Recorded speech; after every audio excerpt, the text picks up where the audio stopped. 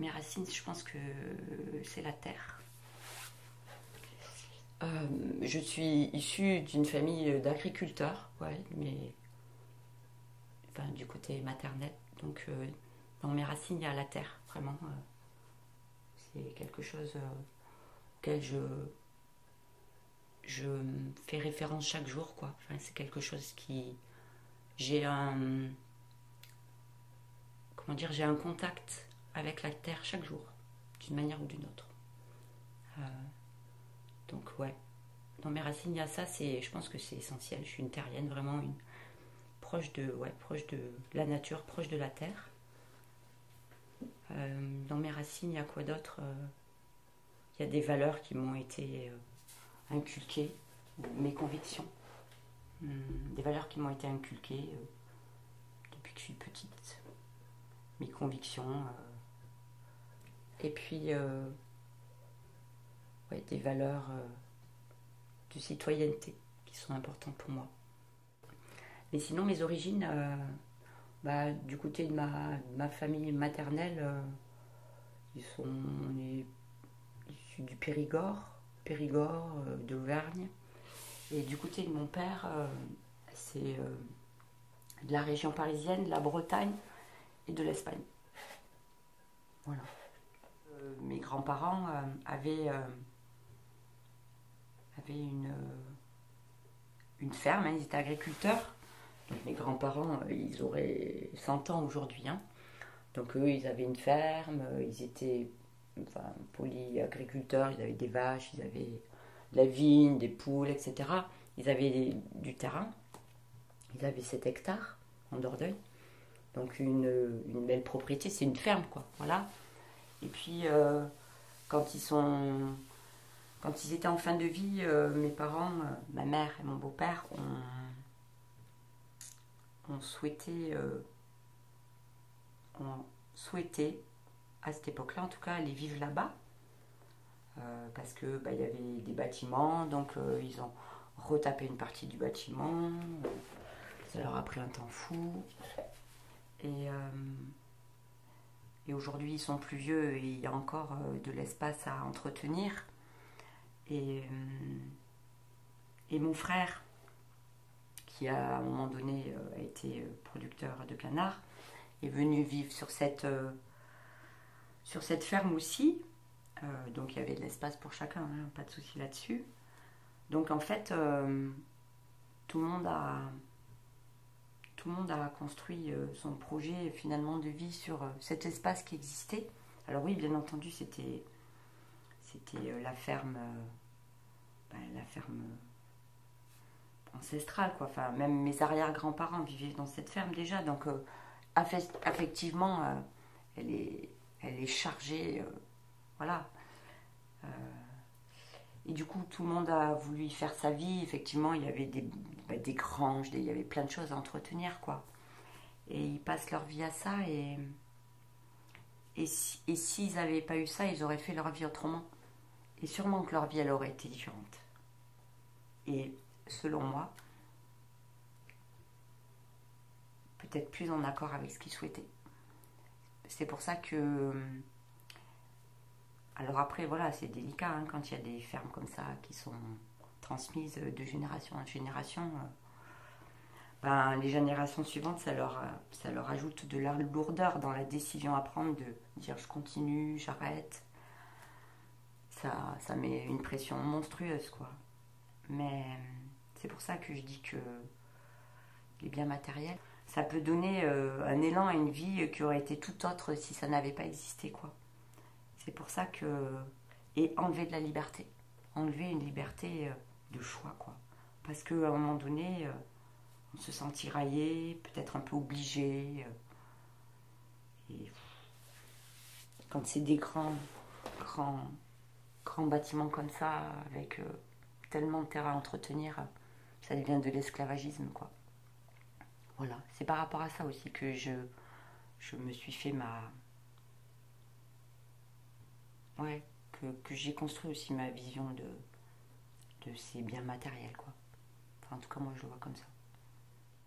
Je dirais que je suis un cas un peu à part par rapport ma famille parce que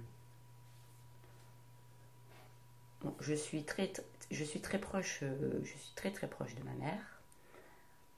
On est en contact en permanence, de plein de moyens.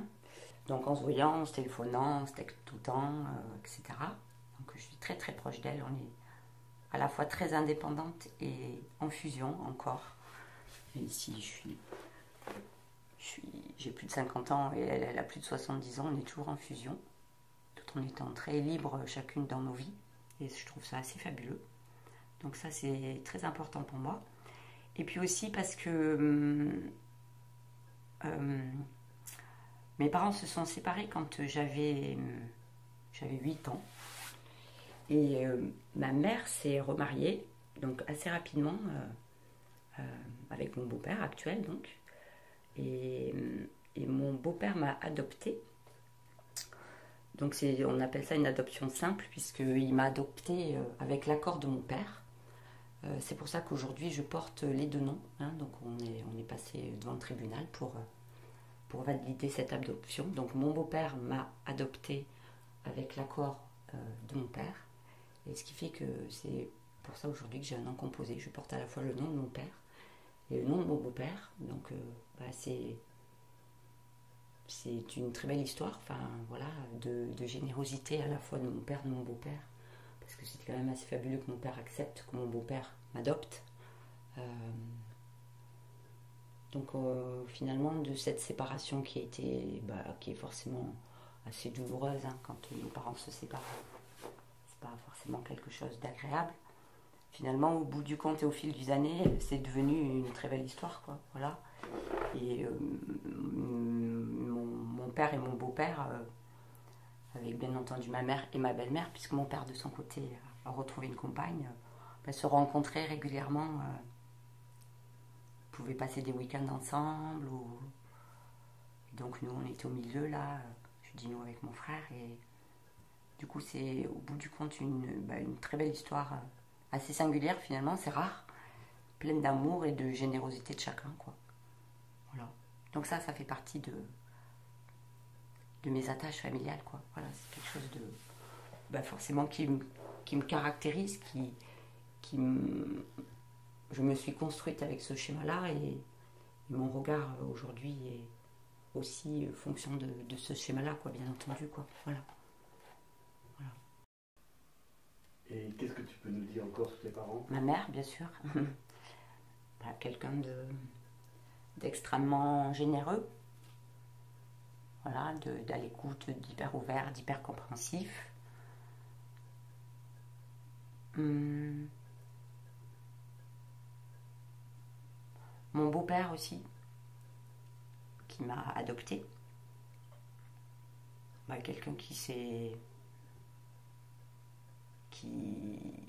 quand il a rencontré ma mère, a rencontré une dame qui avait 2 enfants et qui a pris la femme et les 2 enfants. Donc c'est pas courant, c'était courageux. Ils ont même fait le choix de ne pas avoir d'autres enfants pour pouvoir bien nous élever, nous, parce qu'ils estimaient que 2 ça suffisait. Donc là aussi quelqu'un d'extrêmement généreux, quoi. Mon père, que j'ai perdu il y a 3 ans d'ailleurs.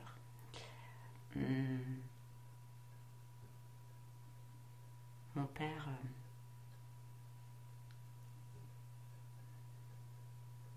un monsieur extrêmement gentil, qui s'est fait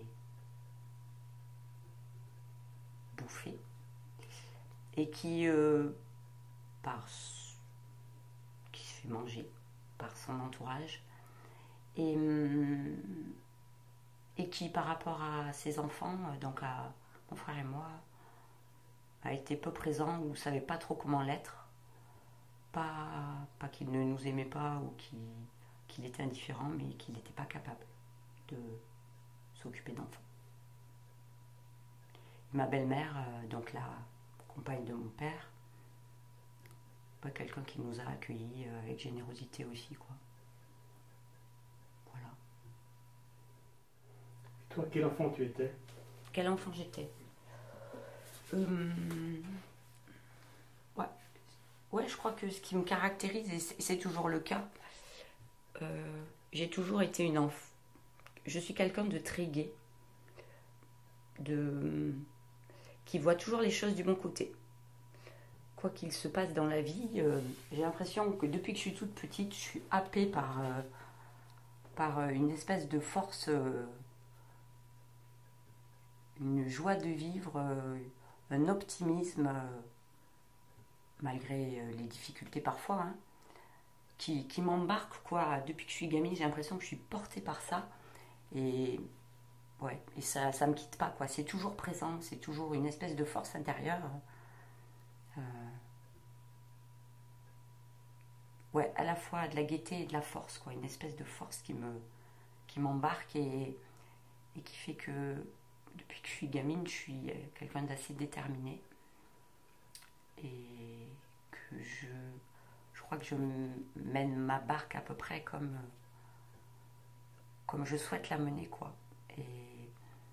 Et que ceux que je rencontre sur ma route, même s'ils ne sont pas d'accord avec moi, je continue mon chemin, quoi. Voilà, je ne suis pas quelqu'un de... Comment dire, d'influençable. Et c'est toujours, voilà, cette espèce de détermination, de force. Et puis aussi d'élan de vie, quoi, qui m'embarque et qui continue de m'embarquer toujours, quoi. Voilà. Donc j'étais une enfant... ouais, une enfant gaie, joyeuse, sociable, qui aimait toujours bouger, avoir plein d'activités. Ouais, voilà. Et à la fois aussi, ça transparaît peut-être là dans la manière dont je m'exprime, mais à la fois aussi réservée, ouais, à la fois réservée et timide, quoi. Quelqu'un qui a cette force, cet élan de vie, un bouillonnement intérieur, mais...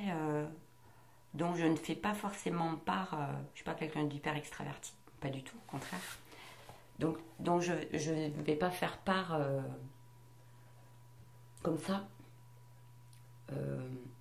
Il y a que ceux qui me connaissent vraiment de près, enfin, les intimes qui savent comment je suis, quoi. Voilà. Mais il y a cette espèce de bouillonnement intérieur, cette discrétion, cette réserve. Mais qui n'en est pas moins, enfin voilà, mais ça fait pas de moi quelqu'un de... C'est très intérieur, quoi, voilà. Quels étaient tes rapports avec ta fratrie? Donc ma fratrie, j'ai un frère qui est un petit peu plus jeune que moi. Mes rapports avec mon frère, ouais.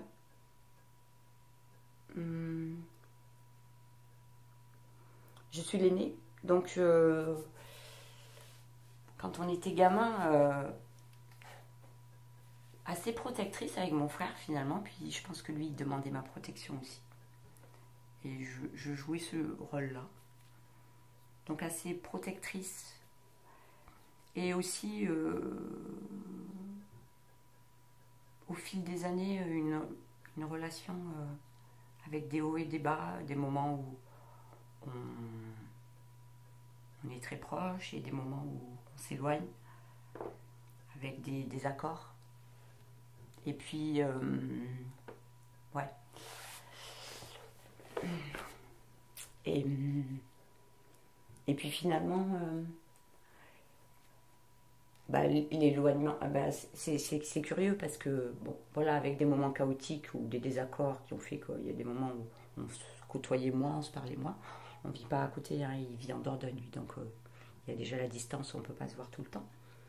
Et puis au fil des années, avec la sagesse, peut-être je sais pas, la maturité des enfants aussi, puisqu'on a chacun des enfants, et puis la conscience aussi, cette conscience de la vie qui passe, de nos parents qui vieillissent, un certain rapprochement et de nouveau une espèce un rapprochement et puis aussi le souhait de profiter plus l'un de l'autre, de profiter plus de nos familles, de nos neveux, de nos nièces, de passer plus de temps ensemble parce que on a conscience que la vie passe et que c'est précieux d'avoir un frère ou une sœur, quoi. Voilà. Donc on en est là aujourd'hui. On a traversé des moments chaotiques et beaucoup de désaccords. On n'était pas d'accord. Et quand on n'était pas d'accord, c'était assez animé entre nous. Au point de ne plus se parler pendant plusieurs mois, de ne pas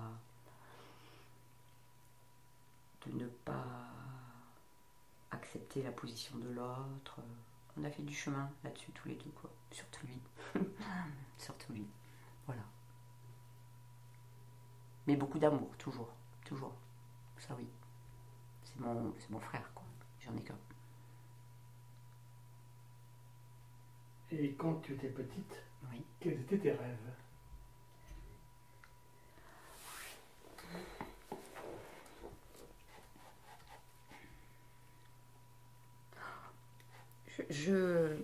C'est une question à laquelle j'ai réfléchi il y a quelques temps de ça avec un ami à moi justement qui me demandait mais enfin quand tu étais gamine t'avais pas de rêve toi? Et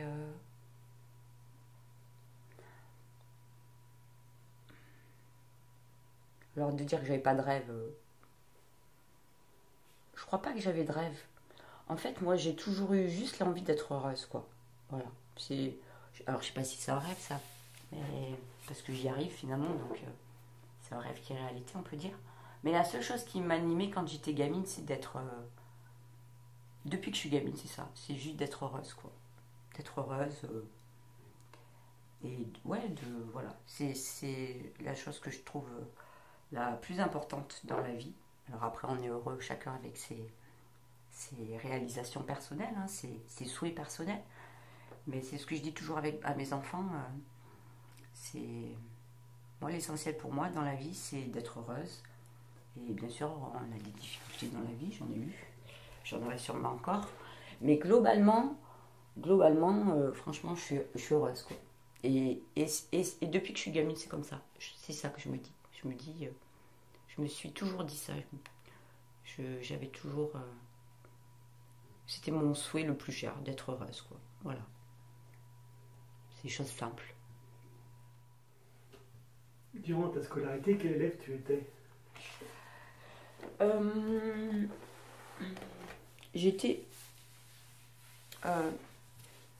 J'avais des facilités à l'école. J'aimais ça. J'aimais apprendre à l'école. J'étais dans le moule complètement de l'éducation nationale, pas de souci là-dessus. J'étais comme il faut, quoi. Après, ouais, j'aimais apprendre, ça c'est sûr. J'étais pas rebelle. Et puis j'étais une bonne élève, quoi. Sans trop travailler, j'étais une bonne élève. J'ai aimé aller à l'école. J'ai aimé. C'est une période de ma vie que j'ai aimé, vraiment, quoi. J'ai aimé apprendre. Ouais, non, franchement, j'ai aimé l'école. Je suis allée à la fac. Je suis restée longtemps à l'école, quoi. Et je regrette pas. J'ai vraiment adoré. J'espère quand je serai à la retraite pouvoir aussi repartir apprendre peut-être à la fac, l'université du troisième âge ou quelque chose comme ça. Parce que j'ai aimé l'ambiance de la faculté. C'est quelque chose... en tout cas, ça me plairait. Donc j'étais une bonne élève, participative, voilà. Puis j'étais dans le moule, je faisais pas de vagues. J'étais une élève comme il faut, quoi, voilà. Voilà. Et je dis ça aujourd'hui parce que mon regard sur l'éducation nationale, il a un peu changé. Mais moi, voilà. J'ai adoré ça, je me suis régalée. J'étais une bonne élève. Quel métier tu rêvais de faire, tu t'en souviens? Oui, il y en a eu plusieurs. Je voulais être juge pour enfants. Ça, c'était mes premiers... ça, c'était... J'avais 8 ans, par là. Je voulais être juge pour enfants. 8-10 ans, je voulais être juge pour enfants. Je pense que mes parents ayant divorcé, il y avait des choses que je trouvais sûrement...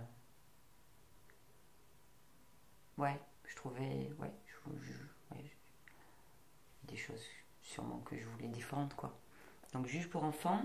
Après, je voulais être...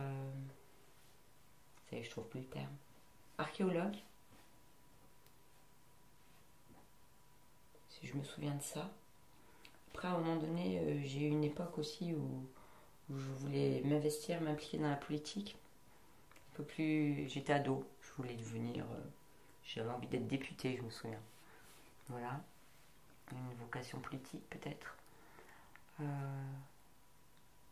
Oui. Et puis, je souhaitais être prof aussi.